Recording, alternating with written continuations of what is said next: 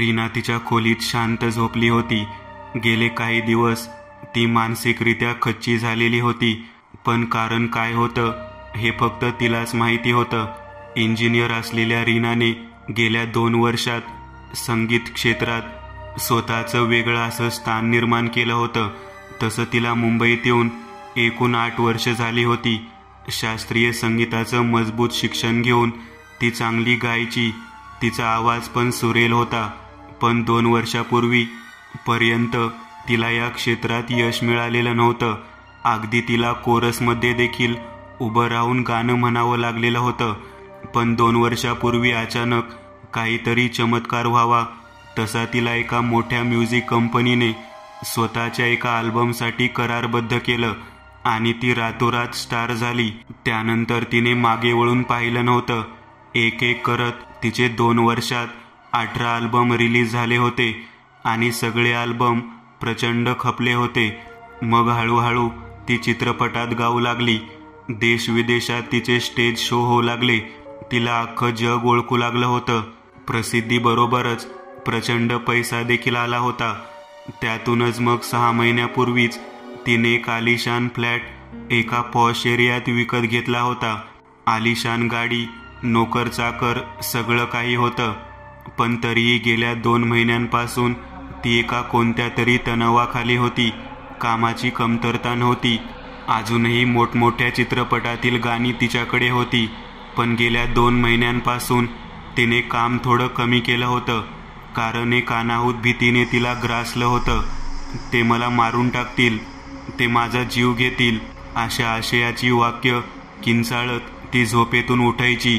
छोट्या छोट्या गोष्टींवर पण खूप रिॲक्ट करायची. शेवटी तिच्या मॅनेजरने म्हणजे प्रियंकाने तिला सायकोलॉजिस्टकडे नेलं. पण तिथं सुद्धा श्वेताने नीट काही सांगितलं नाही. मग डॉक्टरनी काही टॅबलेट देऊन तिला आराम करायचा सल्ला दिला आणि उद्या ते तिला हिप्नोटाईज करून ती लपवत असलेल्या गोष्टी काढून घेणार, हे प्रियंका आणि त्यांचं बोलणं झालं होतं. टॅबलेटमुळे रीनाला आज गाढ झोप लागली होती. रात्रीचे 3 वाजले होते. सगळीकडे स्मशान शांतता पसरली होती. अचानक रीना वेदनेने विवळत उठली. सुई रोवल्यावर जाणवणारी वेदनेची ती सल रीनाच्या मानेतून मेंदूवर जाऊन आदळली. रीना सलत असलेल्या जागेवर हात लावला आणि तिच्या हाताला ओलावा जाणवला. तिने कशीबशी लाईट चालू केली आणि आरशात पाहिलं. तिच्या मानेतून रक्ताची धार तिच्या खांद्यावर ओघळत होती. तिने कसंबसं स्वतःला सावरलं आणि ती कपाटातून फर्स्ट एड बॉक्स काढू लागली. तितक्यात परत तशीच एक जीवघेणी सल पुन्हा तिला जाणवली. जणू काही कोणीतरी तिच्या पाठीवर एक तीक्ष्ण सुई खुपसली असावी. हातातला फर्स्ट एड बॉक्स खाली पडला. रीनाला ती वेदनेची सल आता सहन होत नव्हती. ती कशीबशी बेडजवळ स्वतःचा फोन हातात घेण्यासाठी वळाली आणि मग एकाएक अशा अनेक वेदनेच्या सली तिला जाणवू लागल्या. जणू काही कोणीतरी अदृश्य शक्ती तिच्यावर चोहोकडून अनेक तीक्ष्ण सुयांनी तिचं शरीर छिन्न विछिन्न करत असाव्यात. रीना बेडवर पडली आणि त्या असंख्य अदृश्य तीक्ष्ण सुया तिच्या शरीरात रोवल्या जाऊ लागल्या. त्या वेदनेचा आवाक इतका होता की काही मिनिटातच रीनाचे शरीर छिन्न विछिन्न होऊन रक्ताच्या थारोळ्यात त्या बेडवर पडलं. पूर्ण खोलीभर रक्ताच्या चिळकांड्या उडाल्या होत्या. घरात ती एकटीच होती. सकाळी कामवाली बाई शांत आली. तिने जसं रीनाच्या बेडरूमचं दार उघडलं आणि तो भयंकर प्रकार पाहिला तशी ती किंचाळत बाहेर पळाली. तिने प्रियंकाला फोन केला. प्रियंकाला जबर धक्का बसला होता. पोलीस आले आणि रीनाचा मृतदेह पोस्टमॉर्टमसाठी पाठवला आणि पंचनामा करून निघून गेले. त्यांनी कामवाल्या शांताला आणि प्रियंकाला चौकशीसाठी बोलावलं, पण त्यांना काहीच योग्य अशी माहिती मिळाली नाही आणि रीनाचा मृत्यू एक गूढ बनून राहून गेलं. रीनाच्या भावाला म्हणजे जयला प्रियंकाने बोलावून घेतलं.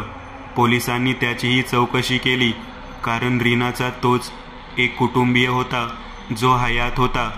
बाकी आई वडील तर 5 वर्षापूर्वीच गेले होते. त्यात रीना अविवाहित होती. ना कुठलं प्रेम प्रकरण, ना कोणी मित्रमैत्रिणी. जयच्या चौकशीत एक गोष्ट समजली की जय तर दिल्लीत एका IT कंपनीत जॉबला होता.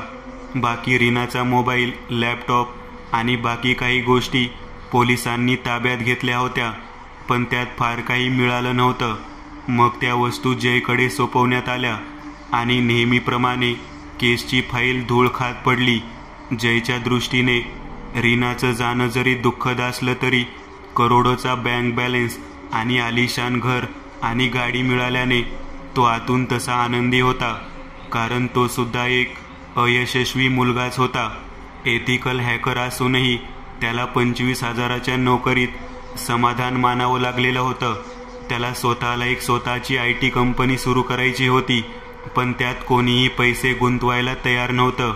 त्यात आता अचानक रीनाच्या मृत्यूमुळे तिच्यानंतर सगळी प्रॉपर्टी आणि पैसा त्यालाच मिळणार होता. यामुळेही तो सुखावला होता. तो दिल्लीला गेला आणि जॉब सोडून सगळं सामान घेऊन पुन्हा मुंबईत आला. स्टेशनवरून तो सरळ रीनाच्या फ्लॅटवर आला. आज प्रियंका त्याला रीनाच्या घराचा आणि इतर गोष्टींचा ताबा देणार होती, म्हणून ती फ्लॅटवर आधीच येऊन थांबली होती. ये जय, तुझीच वाट बघत होते. सो फायनली आज हा फ्लॅट आणि रीनाची संपत्ती तुझ्या ताब्यात देऊन मी मोकळी होईन, प्रियंका म्हणाली. तर हा फ्लॅट, बँकेतले पैसे आणि एक कार, ही एवढी प्रॉपर्टी आहेच. शिवाय लोणावळा इथं तिने एक रो हाऊस घेतलं होतं. महिन्यातून एकदा ती तिथे जायची. तुला मी उद्या तिकडे घेऊन जाईन. अजून काही लीगल हेल्प लागली तर सांग. आणि या शांता मावशी इथं काम करतात, तुला गरज असेल तर त्यांना सांग. त्यांची नोकरी चालू राहील. एवढं बोलून प्रियंका गेली. थँक्स प्रियंका, जय म्हणाला. मावशी तुम्ही घाबरू नका, तुमची नोकरी कायम आहे. जय असं म्हणत बेडरूममध्ये गेला जिथं रीनाचा मृत्यू झाला होता. कितीही झालं तरी जय रीनाचा भाऊ होता. तिच्या अशा रहस्यमयी मृत्यूचं कारण शोधण्यात त्याला रस हा होताच. त्याने रीनाचा मोबाईल चेक करायला सुरुवात केली, पण मोबाईलमधून विचित्र असं काहीच सापडलं नाही. मग जयने लॅपटॉप चेक करायला सुरुवात केली.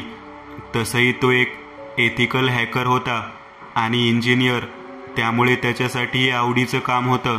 लॅपटॉपला इंटरनेट कनेक्ट करून जय एक एक गोष्ट बघू लागला. सुरुवातीला सगळं सामान्य होतं. मग त्याने नुकत्याच डिलीट केलेल्या फाईल्स बघायला सुरुवात केली. Spy browser, Reena spy browser का वापरत होती? ओनियन ब्राउझर तर डीप वेब, डार्क वेब बघण्यासाठी वापरतात, पण मग रीना का वापरत होती हे सगळं? जयला धक्का बसला होता. डार्क वेब म्हणजे जगाच्या इंटरनेटचा तो भाग जो सामान्य लोकांना पाहायला परवानगी नसते. म्हणजे आपण जे इंटरनेट वापरतोय किंवा पाहतोय हे टोटल इंटरनेटच्या 5% आहे. बाकीचं इंटरनेट हे लपवलं गेलंय. तिथं सगळे इलिगल धंदे होतात. गुप्त आणि विकृत माहिती लपवली जाते. विभत्स्य प्रकार असतात. कल्पनेच्या पलीकडची दृश्य आणि विकृतांतली विकृत माणसं तिथं असतात. आणि अनेक रहस्यमयी गोष्टी जिथं लपवल्या गेल्या आहेत. अशा डार्क वेबवर रीना का जात असावी? जयच्या मनात प्रश्नचिन्ह उपस्थित झालं. त्याने आता रीनाचं ईमेल अकाउंट चेक करायला सुरुवात केली. तिथं अनेक ईमेल होते, तिच्या बँकेसंदर्भात आणि कामासंदर्भात. पण तिथे एक ईमेल ID असा होता जिथून रीनाला ईमेलवर एक इन्व्हिटेशन कार्ड आलेलं होतं. इन्व्हिटेशन होतं एका इंग्लंडमधील कृषी उत्पादन करणाऱ्या कंपनीच्या शताब्दीनिमित्त आयोजित केलेल्या कार्यक्रमाचे. जयला खूप विचित्र वाटलं. रीना एक गायिका, तिला कुठल्या तरी इंग्लंडमधल्या एका कृषी उत्पादक कंपनीच्या कार्यक्रमाचे आमंत्रण यायचा काय संबंध? कशाचाच कशाशी संबंध लागत नव्हता. आणि इथंच काहीतरी गोची आहे हे जयच्या लक्षात आलं होतं. त्या कंपनीचं नाव ITSS वर्ल्ड आणि त्या कंपनीकडून अशाच काही कार्यक्रमाचे 4 ईमेल रीनाला गेल्या 2 वर्षात मिळाले होते. जयने लॅपटॉप पूर्ण पिंजून काढला, पण बाकी असं काही मिळालं नाही. त्याने प्रियंकाला फोन लावला. प्रियंका, रीना इंग्लंडला कधी कधी गेली होती जरा सांगशील? जयने विचारलं. ती एकूण 7 वेळा गेली होती. 3 वेळा स्टेज शो होते म्हणून, आणि बाकी 4 वेळा ती अशीच गेली होती.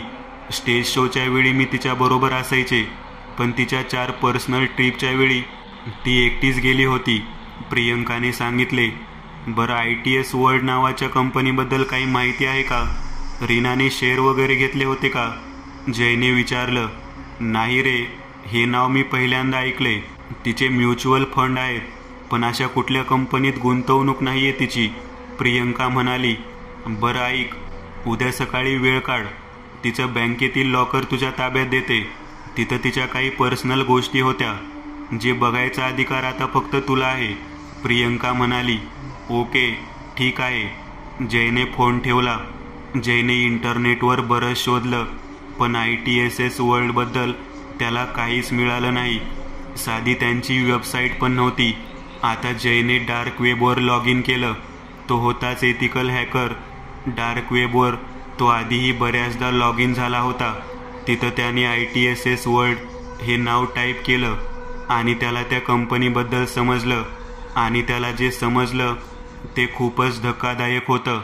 ओ शट, जयला विश्वास बसत नव्हता. रीना या असल्या लोकांच्या संपर्कात होती, पण आता हे सांगितलं तर कोण विश्वास ठेवेल माझ्यावर? एकतर असलं काही असतं हेच मुळात या जगातल्या 95% लोकांना माहिती नाहीये, आणि ज्यांना माहिती आहे त्यांना लोक कॉन्फरन्सी थिअरिस्ट म्हणून येड्यात काढतात. पण अजूनही जयला खात्रीशीर पुरावा मिळाला नव्हता. दुसऱ्या दिवशी सकाळी जय प्रियंका बरोबर बँकेत गेला. तिथं तिने जयला रीनाचं लॉकर दाखवलं आणि ती बाहेर गेली. जयने लॉकर उघडलं. त्यात एक चामड्याची बॅग होती. त्यात एक मोठी फाईल, एक डायरी आणि काही पेन ड्राईव्ह होते. तसेच एक लोखंडी असा काळा बॉक्स आणि काळ्या रंगाचा मागे टोपी असलेला गाऊन होता. तो ती बॅग घेऊन बाहेर घरी आला. प्रियंका निघून गेली. घरी आल्यावर त्याने ती फाईल काढली. त्यात एक वेगळ्याच विचित्र स्टॅम्प पेपरवर काहीतरी विचित्र चिन्हात लिहिलेलं होतं, आणि अगदी खालच्या कोपऱ्यात रीनाची सही होती, आणि लाल रक्तात एक अंगठ्याचा ठसा उमटवला असावा बहुतेक. ते रक्त असावं असं जयला वाटलं. त्याने तो पेन ड्राईव्ह लॅपटॉपला लावला, पण त्याला पासवर्ड होता. आता त्याने त्याच्या हुशारीने तो पासवर्ड ब्रेक करून पेन ड्राईव्ह ओपन केला. त्यात काही फोटो आणि काही व्हिडिओ होते. ते फोटो खूप विचित्र होते. बऱ्याच फोटोमध्ये रीना पण होती. फोटोमध्ये रीनाने तोच काळा गाऊन घातला होता, आणि तिच्या समोर एक माणूस तशाच प्रकारच्या पोशाखात उभा राहून तिला कसली तरी दीक्षा देत होता. तो प्रकार एखाद्या मोठ्या मॉलमध्ये घडत असावा असं जयला जाणवलं. आणि आजूबाजूला काही लोक काळे गाऊन घालून बसले होते. नक्की हे सगळं खूप विचित्र होतं आणि तितकंच भयानक पण होतं. आता जयने पेन ड्राईव्ह मधले व्हिडिओ बघायला सुरुवात केली. व्हिडिओमध्ये जवळपास 15-20 लोक होते. सगळ्यांनी अशा प्रकारचा पोशाख परिधान केला होता, आणि ते मोठ्याने कुठल्या तरी विचित्र भाषेतले मंत्र म्हणत होते. आणि तितक्या समोर एक काळा गाऊन घातलेला धर्मगुरू हातात तलवार घेऊन त्याच्या समोरच्या टेबलवर झोपलेल्या एका तरुण ब्रिटिश मुलीकडे बघून कसले तरी मंत्र म्हणत होता.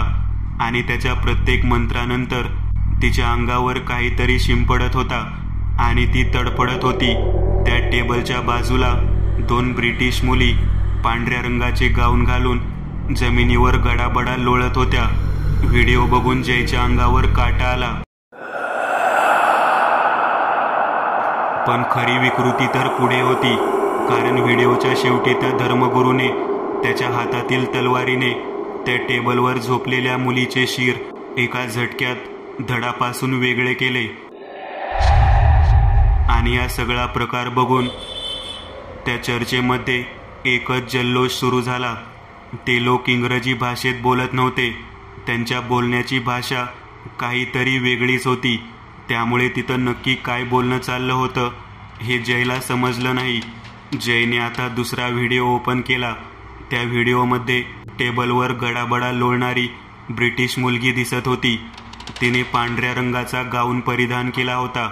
तिचा पूर्ण चेहरा पांढरा पडला होता. व्हिडिओच्या मागून विचित्र असे किंचाळण्याचे आवाज ऐकू येत होते. ते आवाज ऐकून त्या मुलीने डोळे पांढरे केले आणि ती विचित्रपणे जमिनीवर गडाबडा लोळू लागली. ती सगळी दृश्य खूपच विचित्र होती. आता जयने तिसरा व्हिडिओ चालू केला. त्यातला प्रकार तर अतिशय किळसवाणा होता. त्यात एक माणूस बेडवर झोपला होता. अचानक त्याच्या शरीरावर कोणीतरी अदृश्य शक्तीने वार केला आणि एक एक करून त्याचे सर्व अवयव शरीरापासून वेगळे केले. क्षणभरातच शरीर छिन्नविछिन्न होऊन रक्ताच्या थारोळ्यात पडले. नक्की हे सगळं काय होतं आणि हे व्हिडिओ रीनाच्या पेनड्राईव्हमध्ये कसे, हा प्रश्न जयला सारखा सतावू लागला. आता व्हिडिओमध्ये फक्त एकच डॉक्युमेंट बाकी होतं. ती एक वर्ड फाईल होती. जयने ती ओपन केली, पण तो कोरा कागद होता. त्याच्यावर काहीच लिहिलेलं दिसत नव्हतं. फक्त खाली रीनाची सही दिसत होती. मग जयने डोकं लावलं आणि Ctrl+A हे बटन दाबलं. आता त्या कोऱ्या कागदावर पांढऱ्या रंगात लिहिलेले अक्षर अस्पष्ट दिसू लागली. ती ॲग्रीमेंट होतं. इल्युमिनाती या संस्थेचा मेंबर होण्याबद्दल आणि खाली रीनाची सही होती. जयने त्वरित प्रियंकाला फोन लावला. लगेच घरी येण्याबद्दल सांगितलं. प्रियंका 1 तासाने त्यांच्या घरी पोहोचली. प्रियंका, तुला माहितीये रीना एका इल्युमिनाती ग्रुपची मेंबर होती. जयने प्रियंकाला विचारलं. इल्युमिनाती म्हणजे? प्रियंकाने जयला प्रश्न केला. इल्युमिनाती एक सिक्रेट सोसायटी आहे. बरेच लोक म्हणतात की एक अफवा किंवा कॉन्स्पिरसी आहे. बऱ्याच लोकांनी तर हे नाव देखील ऐकले नसेल. ही संस्था 1776 मध्ये जर्मनीमध्ये स्थापन झाली होती. असं म्हणतात या संस्थेचे मेंबर सैतानाची पूजा करतात. त्यांचा असा विश्वास आहे की एक दिवस असा येईल जेव्हा या जगावर सैतानाचं राज्य असेल. खरं सांगायला गेलं तर आजच्या काळात जे काही होतं, युद्ध, पेट्रोल डिझेलच्या किमती वाढणं किंवा कुठला अणुहल्ला, एखाद्या देशात सरकार उलटवून टाकणं किंवा दंगल घडवून आणणं, सगळ्या घटना या संस्थेमार्फत घडवल्या जातात. कुठलेही क्षेत्र या संस्थेच्या लोकांच्या हाताबाहेर नाही. Hollywood, Bollywood, music industry, banking sector, आंतरराष्ट्रीय फायनान्स, संयुक्त राष्ट्राचे किंवा अजून काही, सगळीकडे या संस्थेचे लोक मोठ्या पदांवर आहेत. ते संपूर्ण जग त्यांच्या हातावर नाचवत आहेत. पण आपल्या इथे कुणाला काहीच खबर नाहीये. इल्युमिनातीचा मेंबर होण्यासाठी एकच अट आहे. ज्याला मेंबर व्हायचा असेल त्याचा सैतानाबरोबर एक गुप्त करार होतो, ज्यात तो लिहून देतो की तो त्याचा आत्मा सैतानाला अर्पण करत आहे. बऱ्याच लोकांना ही हास्यास्पद गोष्ट वाटते, पण मी रीनाच्या लॉकरमधून मिळालेल्या बॅगेत पाहिलं. त्यावरून एक निश्चित आहे की हे खरं आहे. जयचं बोलणं संपलं. पण रीना त्या लोकांच्या संपर्कात आली कशी आणि कधी? प्रियंकाने विचारलं. ते शोधावं लागेल. आणि हेही की तिचा असा अंत का झाला. पण जय, मला या गोष्टीबद्दल रीनाने कधीच काही सांगितलं कसं नाही. प्रियंका म्हणाली. हे बघ, इथे यांच्या कराराची पहिली आणि महत्त्वाची अट काय आहे ते वाच. तो व्यक्ती आणि सैतान यांच्या व्यतिरिक्त या कराराबद्दल कोणाशीही वाच्यता करायची नाही. जर तसं झालं तर काय शिक्षा आहे ते बघ या व्हिडिओमध्ये. जय तिला लॅपटॉप दाखवत म्हणाला. प्रियंकाने तोच व्हिडिओ पाहिला ज्यात एका माणसाला कोणती तरी अदृश्य शक्ती येऊन चिरून जाते आणि त्याच्या शरीराची लखतरं होतात. तिने ती भयंकर दृश्य पाहून डोळेच बंद केले. हे वाच, ते ॲग्रीमेंट आणि खाली रीनाची सही बघ. जयने तेच पांढऱ्या अक्षरातलं ॲग्रीमेंट प्रियंकाला दाखवलं. त्यातल्या अटी वाचून प्रियंकाची बोबडीच वळाली. इतक्या भयानक अटी होत्या. पहिली, स्वतःचा आत्मा सैतानाला म्हणजे लुसिफरला अर्पण करायचा, ही होती. दुसरी अट, टोटल प्रायव्हसी, कोणाला वाच्यता करायची नाही. तिसरी, लुसिफरची दर महिन्याच्या 6 तारखेला सकाळी 6 वाजता एका अज्ञात स्थळी जाऊन पूजा करायची. चौथी, दर 6 तारखेला सकाळी 6च्या पूजेत सांकेतिक भाषेत लुसिफरला आवाहन करून त्याला कोणाही एका सजीव जनावराचा बळी चढवायचा. 5वी, दर पूजेत स्वतःच्या शरीरातील कमीत कमी 1 थेंब रक्त लुसिफरला अर्पण करायचं आणि स्वतःच्या प्रत्येक कार्यात लुसिफरचं चिन्ह म्हणजे त्रिकोणातील डोळा याचा प्रसार करायचा. 6वी, एकदा काही ॲग्रीमेंट तुम्ही साईन केलं की तुम्ही लुसिफरचे गुलाम होता. या ॲग्रीमेंटमधून बाहेर जायचा विचारसुद्धा करता येणार नाही आणि जर तसं झालं तर लुसिफरचा कोप होईल. अशी 6 कलम त्यात होती. पण जय मला सांग, रीना या फंद्यात पडलीच कशासाठी? प्रियंकाने विचारलं. हे बघ, हे आर्टिकल वाच. आपण म्हणतो की आपण स्वतंत्र आहोत, पण तसं नाहीये. इल्युमिनाटी म्हणजे लुसिफरचे समर्थक या जगात कोपऱ्या कोपऱ्यात आहेत. प्रत्येक क्षणी त्यांचं आपल्याकडे लक्ष आहे.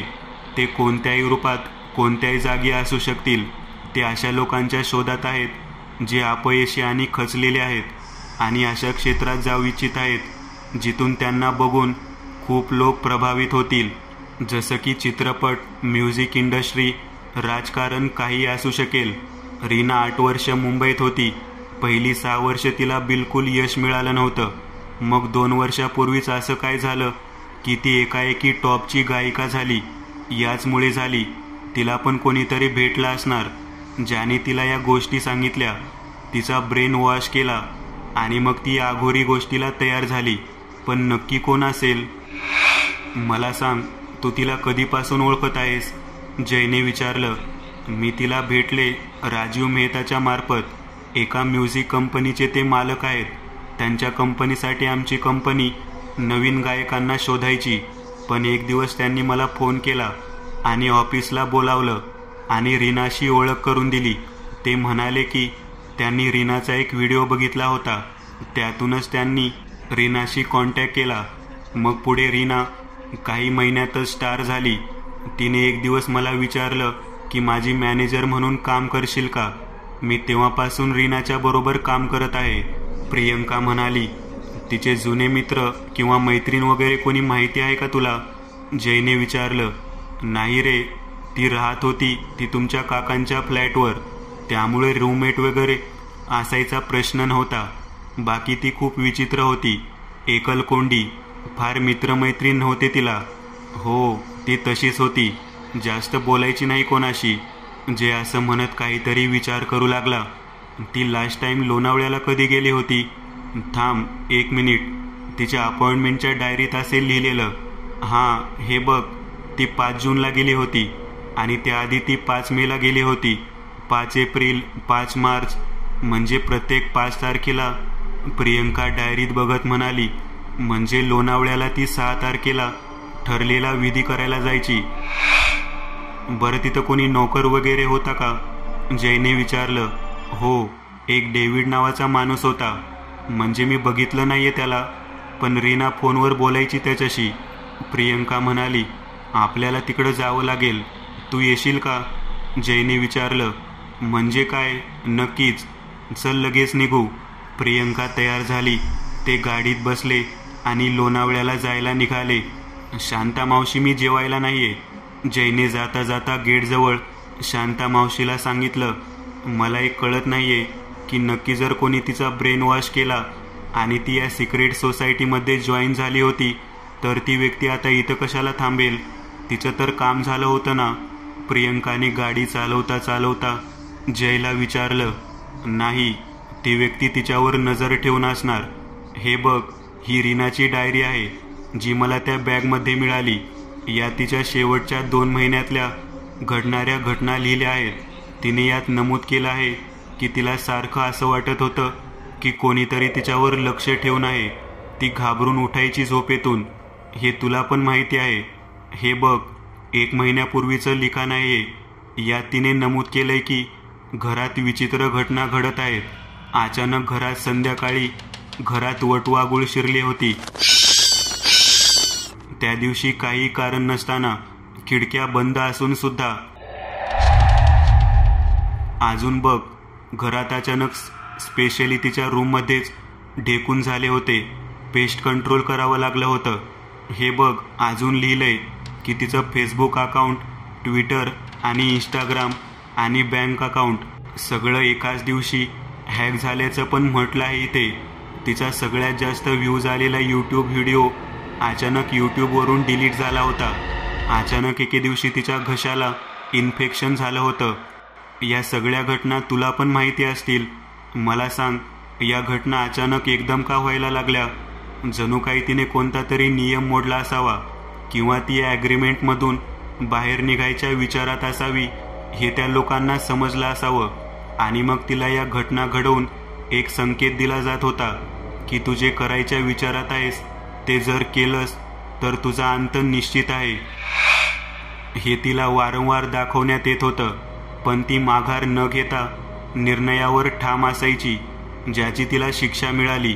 हो रे, तू म्हणालास त्यातल्या बऱ्याचशा घटना मला माहिती आहेत. मी तिला एका देवऋषी महाराजांकडे पण घेऊन जायचं म्हणाले होते, पण ती तयार झाली नाही.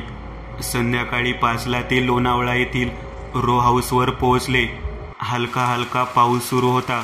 सगळीकडे हिरवळ होती, पण ढगाळ वातावरणात ती जागा भयान दिसत होती. मुख्य वस्तीपासून थोडं आडवळणाला असलेलं ते रो हाऊस होतं. गेट उघडून दोघे आत शिरणार इतक्यात मागून आवाज आला, कोण हवंय आपल्याला? मागे पाहिलं तर एक म्हातारा वॉचमन होता. रीना मॅडमचा भाऊ आहे मी. रो हाऊस बघायला आलोय. डेव्हिड कुठे आहे? जयने विचारलं. कोण डेव्हिड? इथं कोणी डेव्हिड नावाचा माणूस नाही. म्हातारा म्हणाला. अरे एक नोकर होता ना इथं? जय म्हणाला. नाही साहेब, इथं मीच एकटा नोकर आहे आणि वॉचमन पण मीच आहे. बरं चल, दार उघडून दे. दार उघडून जय आणि प्रियंका आत आले. तो वॉचमन अजून पण दारातून बघत होता. रो हाऊस बघून झाला, पण काही मिळालं नाही. आता फक्त रो हाऊसच्या मागची एक खोली जी बंद होती ती बघायची राहिली होती, जिला कुलूप होतं. या खोलीत काय आहे? उघड. खोली उघडून म्हातारा मागे सरकला.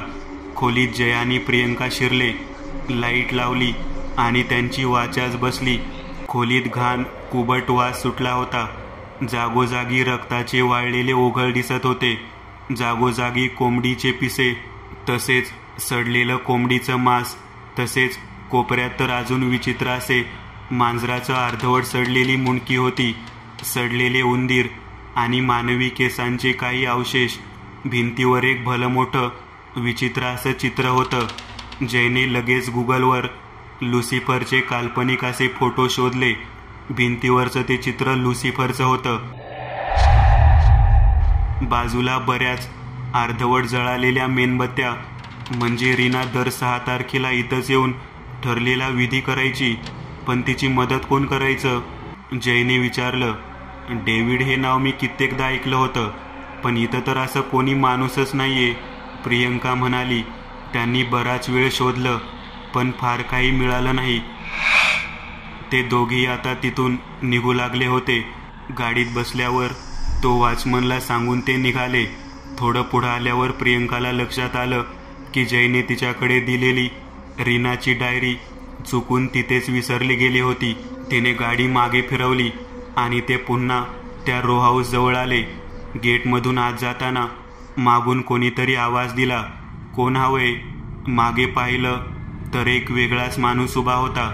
नंतर सांगतो, तुम्ही कोणते सांगा आधी. जय जरा भडकत म्हणाला. मी सखाराम, या बंगल्याचा वॉचमन. तो माणूस म्हणाला. काय? इथं काय दर तासाला वेगळा वॉचमन आहे का? आता 10 मिनिटापूर्वी आम्ही आलो तर कोणीतरी वेगळाच माणूस होता वॉचमन म्हणून. प्रियंका पण रागात म्हणाली. कसं शक्य आहे मॅडम? मी इथं गेली 2 वर्ष एकच वॉचमन आहे. दुसरं कोण कशाला असेल? एकतर इथं मॅडम फक्त 2 दिवस यायच्या. त्या जेव्हा यायच्या त्या दिवशी मला सुट्टी द्यायच्या आणि सांगायच्या की थेट परवा या. त्या माणसाचं बोलणं ऐकून दोघांना धक्का बसला. मग तो कोण होता? जय स्वतःशीच म्हणाला.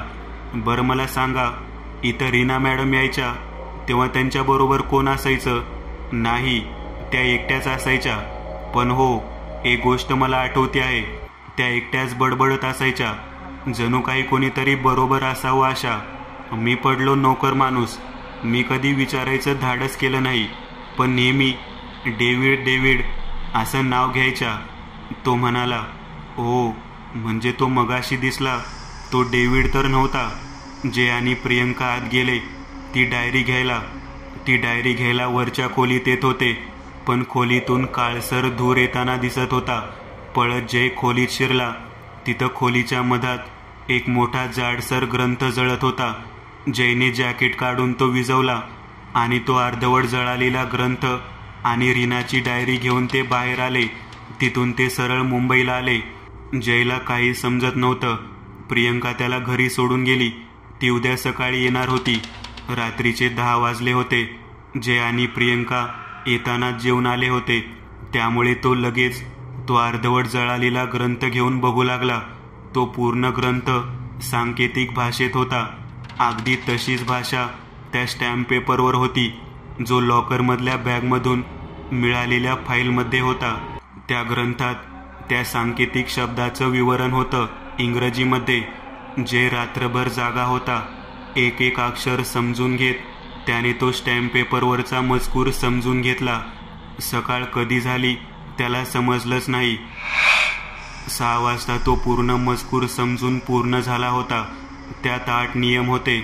पहिले नियम हे त्या ॲग्रीमेंटमधलेच होते, पण नंतरचे 2 नियम हे जरा वेगळे होते.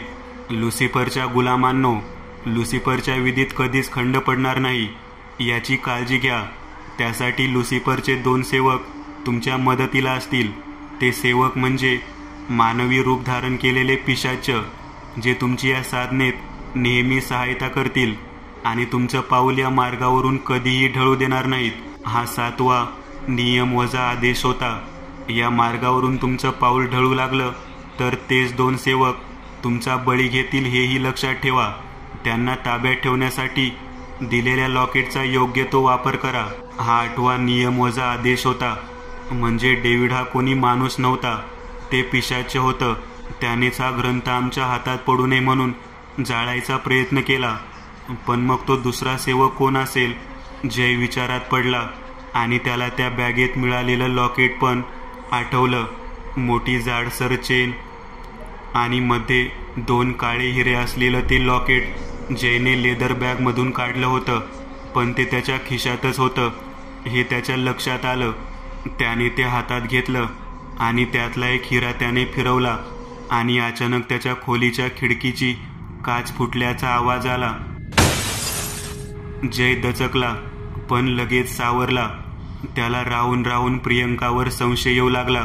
त्याने प्रियंकाचं फेसबुक, इंस्टाग्राम चेक केलं, पण तिथं ना त्याला तिच्याबद्दल काही समजलं ना तिच्या फॅमिलीबद्दल. त्याने आता दुसरा हिरा जोरात दाबला, पण काहीच घडलं नाही.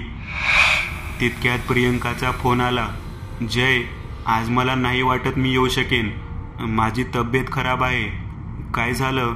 अरे काल पावसात भिजलो म्हणून कसं तरी होते. त्यात मला अस्थमा पण आहे. त्यामुळे, ती म्हणाली आणि फोन ठेवला. मला माहिती होतं प्रियंका तूच आहेस. ती दुसरी सेवक लुसिफरची. तूच मारला आहेस रीनाला. आता तुझा जीव माझ्या हातात आहे. जय स्वतःशीच म्हणाला. तेवढ्या शांता मावशी आल्या नाश्त्याचं विचारायला. त्यांनी जयचे धुवायचे कपडे घेतले आणि त्या बाहेर गेल्या. जय उठला आणि ते लॉकेट हातात घेऊन डायनिंग टेबलवर येऊन बसला. मावशी नाश्ता घेऊन आल्या आणि आत गेल्या. जयने तो हिरा नाश्ता करता करता हळूच डायनिंग टेबलवर आपटला. तो नाश्ता संपवून उठला आणि किचनमध्ये गेला. पाणी पिऊन तो मावशीकडे वळाला. मावशी, प्रियंकाला तुम्ही ओळखता ना? कशी मुलगी आहे ती? त्याने सहज विचारलं. चांगली आहे की? का साहेब? मावशी म्हणाल्या. नाही, काही नाही, असं म्हणून तो किचनमधून बाहेर आला. बरं मावशी, मी आज जेवण करणार आहे, त्याने सांगितलं. मावशी किचनमधून बाहेर आल्या. बरं साहेब, असं म्हणाल्या. रक्ताचा एक ओघळ त्यांच्या कपाळावरून खाली टपकू लागल्याचं जयच्या लक्षात आलं. मावशी रक्त पुसू लागल्या आणि जयच्या पायाखालची जमीन सरकली. त्याने तो हिरा जोरात बाजूच्या भिंतीवर आपटला आणि मावशीच्या कपाळावर दुसरी जखम झाली आणि भळाभळा रक्त येऊ लागलं. तो जसा जसा तो हिरा आपटत होता तसं मावशीच्या अंगावर एक एक जखमा वाढू लागल्या होत्या. बघता बघता तिचं रूप पलटू लागलं. म्हणजे तुम्ही होतात लुसिफरच्या दुसऱ्या सेवक? जयने विचारलं. हो, मीच होते. मीच रीनाचा ब्रेन वॉश करून तिला आमची सिक्रेट सोसायटी जॉईन करायला सांगितलं. पण जेव्हा मी तिला सँड्रा नावाच्या म्हातारीच्या रूपात भेटायचे, मला माहिती होतं ती खूप मोठी होईल आणि आमच्या कार्याचा लुसिफर व संदेश पसरवेल. तिने होकार दिला आणि तिचा प्रवास सुरू झाला. बघता बघता ती स्टार झाली. तिला दीक्षा दिली गेली, पण तिला नंतर तो करार मोडायचा होता. तिला माहिती नव्हतं की मी कामवाली बाई नसून लुसिफरची गुलाम आहे, जी तिच्यावर नजर ठेवून आहे. मीच अदृश्य शक्तीच्या रूपात तिला मारलं. सुया टोचून टोचून ती बोलत होती. आणि डेव्हिड कुठं आहे? जयने विचारलं. आणि तो दुसरा हिरा जोरात भिंतीवर आपटला. एकाएकी जोरदार किंकाळी ऐकू आली आणि एक रक्तबंबाळ पुरुष तिथे कोपऱ्यातल्या भिंतीतून बाहेर आला. तो तोच होता, पहिल्यांदा भेटलेला वॉचमन. तोच डेव्हिड होता. हिऱ्याला थोडा तडा गेला होता आणि डेव्हिडच्या खांद्याला त्याचा उजवा हात तुटून लोंबत होता. तो विवळत होता. हे लुसिफर, हे लुसिफर असे तो ओरडू लागला. तसंही ती मावशी पण जोरजोरात हे लुसिफर, हे लुसिफर अशी किंचाळू लागली. आता बघता बघता त्या दोघांचंही रूप बदलू लागलं होतं. ती मावशी एका ब्रिटिश महिलेसारखी दिसू लागली, तर डेव्हिड सुद्धा एखाद्या इंग्रजासारखा दिसत होता. जयचं काळीज तोंडाशी आलं होतं. ते दोघे आता आक्रमक होऊन जयच्या अंगावर धावून जाऊ लागले. तितक्यात जयने त्या लॉकेटमधील दोन्ही हिरे जोरात भिंतीवर आपटले. यावेळचा घाव जरा वरमी बसला. म्हातारीचं डोकं फुटून आतील कवटी दिसू लागली, तर डेव्हिडच्या चेहऱ्यावरची दशा बदलली. आता दोघेही जमिनीवर गडबड लोळत किंचाळत होते. जयने एक एक करून दोन्ही हिरे ठेचून ठेचून काढले. डेव्हिड आणि ती मावशी क्षणभरात रक्तात माखत गेले आणि हळूहळू त्यांची ती अमानवी शरीर काळी काळी पडत गेली, झिजत गेली आणि काळ्या कोळशासारखी होऊन मुठभर राखेत रूपांतरित होऊन हवेत विरून गेली. किंकाळ्या ऐकू येत राहिल्या आणि मग हळूहळू बंद झाल्या. जयने ते पेनड्राईव्ह, ती फाईल आणि इतर सगळं साहित्य एका निर्जन जागी जाऊन आगीच्या हवाली केलं आणि तो घरी आला. प्रियंकाला घडलेला प्रकार सांगून जयने काळजी घेण्यास सांगितलं. मित्रांनो, आज पुरतं एवढंच. तुम्हाला जर काही गोष्ट आवडली असेल तर नक्की लाईक करा. तुमच्यापैकी बरेचसे जण व्हिडिओ लाईक न करताच पळून जातात, पण हा जर व्हिडिओ तुम्ही लाईक केला तर मला जरा बरं वाटेल आणि असेच भारी भारी व्हिडिओ बनवायची माझ्यात एनर्जी येईल. त्यामुळे नक्की लाईक करा. आणि अजूनही कोणी या चॅनलला सबस्क्राईब केलेलं नसाल तर लगेच सबस्क्राईब करून टाका. आणि बाजूची घंटी ती मात्र दाबायला विसरू नका. देवाची घंटी आहे ती. चला तर मग पुन्हा भेटूया अशीच एक आगळी वेगळी गोष्ट घेऊन पुढच्या